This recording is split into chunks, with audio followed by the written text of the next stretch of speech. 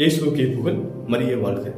இயேசுவில் அன்பிற்குரியவர்களே, தவ காலத்தினுடைய 4வது வாரம் வெள்ளிக்கிழமை நாம் இருக்கிறோம். இன்னும் சிறப்பாக இன்று மாதத்தினுடைய முதல் வெள்ளி, இயேசுனுடைய திரு இருதயத்திற்கு ஒப்பு கொடுக்கப்பட்ட நாள்.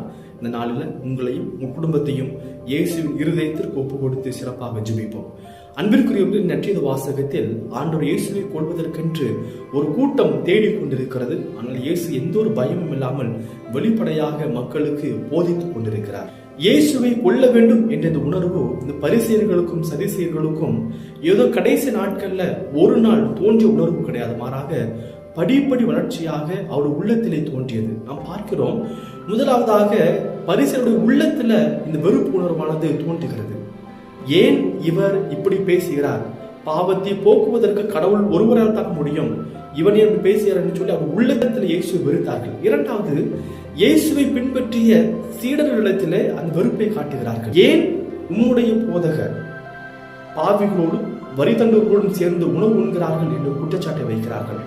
அடுத்ததாக, இயேசுடைய புதுமைகள் எல்லாம் பார்த்து வியந்து நிற்கக்கூடிய மக்கள் மத்தியில போய் இயேசுவை பற்றி தப்பான ஒரு செய்தியை பரப்புகிறார்கள். அதாவது பேய்களின் தலைவனை கொண்டு இவன் பேய்களை ஓட்டுக் கொண்டிருக்கிறான் என்று சொல்லி ஒரு தவறான ஒரு புரளியை இயேசுவை பற்றி தவறாக ஒரு பிம்பத்தை அவர்கள் கட்டமைக்கின்றார்கள். இறுதியாக இயேசுவிடத்துல போய் உம்முடைய சீடர்கள் ஓய்வு நாளில் செய்யக்கூடாத ஒன்றை ஏன் செய்கிறார்கள் என்று சொல்லி இயேசுவிடத்திலே அந்த வெறுப்பை அவர் காட்டுகிறார்கள். இறுதியாகத்தான் அவரை கொள்வதற்கு சூழ்ச்சி செய்கிறார்கள், முயற்சி எடுக்கிறார்கள்.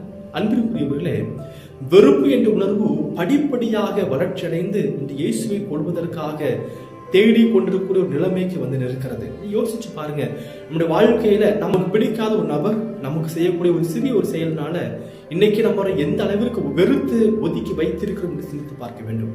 இன்னும் ஆழமாக நம்முடைய குடும்பத்துல நம்ம யாரை வெறுத்து இருக்கிறோம், யாரை வெறுத்து நம்ம வாழ்க்கையிலிருந்து நாம் அப்புறப்படுத்தி ஒதுக்கி வைத்திருக்கிறோம் என்று நினைத்து பார்ப்போம்.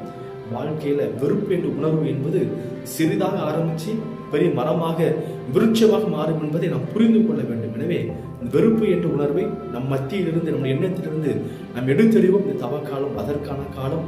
பிறரை அன்பு செய்வதற்காக, பிறர் அரவணைப்பதற்காக, பிறர் மீது இரக்கம் காட்டுவதற்கான காலம் என்பதை உணர்ந்து எல்லோரையும் அன்பு செய்வோம். இறைவன் இந்த நாளிலே உங்களையும் உங்கள் குடும்பத்தையும் நிறைவாக ஆசீர்வதிப்பார். God bless you.